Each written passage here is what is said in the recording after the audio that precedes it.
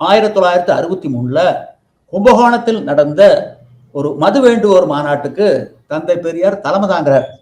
அப்போது உரையாற்றுகின்ற பொழுது, நான் காங்கிரஸ் கட்சியிலே இருந்த போது 1921 காங்கிரஸ்காரர்களுடைய பேச்சை கேட்டு கள் இறக்கிய 500 தென்னை மரங்களை வெட்டி வீழ்த்தி விட்டேன். அது எவ்வளவு முட்டாள்தனம் என்பதை இன்று நான் உணர்கின்றேன். கள்ளொரு போதைப் பொருளோ மதுவோ அல்ல. இறக்கிய கல்லை மரத்தடியிலேயே குடிப்பதற்கு கொடுத்து விட்டால் எந்த பாதிப்பும் இருக்காது. கள்ளுக்கு ஏலம் கடை என்று இருந்தால்தான் கலப்படம் போன்ற தவறுகளுக்கு வாய்ப்பு இருக்கும். கள் மீதான ஆளுமையை அரசு கைவிட வேண்டும். என்னுடைய தங்க கண்ணம்மானுடைய கணவர் மாப்பிள்ளை நாயக்கரு அதிசார வயிற்றுப்போக்கு நோயால் அவதிப்பட்டுக்கிட்டு இருந்தாரு. கள்ள குடிச்சா நல்லதுன்னு சொல்லி மருத்துவர் சொல்ல கேட்டு குடிச்சுக்கிட்டு இருந்தாரு. நோய் கட்டுக்குள்ள இருந்தது. நோயினுடைய அறிகுறி வெளியே தெரியல. இதுக்கு இடையில மதுவில கொண்டு வந்தாங்க.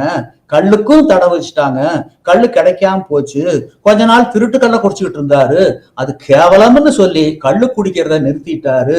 நோய் முத்தி போய் 5 வருஷத்துக்கு முன்னாடி செத்து போயிட்டாரு.